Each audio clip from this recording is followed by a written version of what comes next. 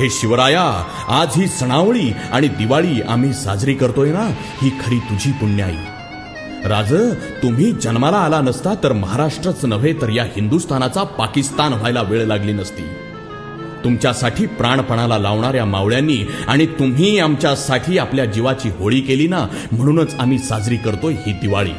सर्जा शंभूराजांनी धर्मासाठी आपलं बलिदान दिलं नसतं ना, तर एकही सण आम्हाला साजरा करता आला नसता.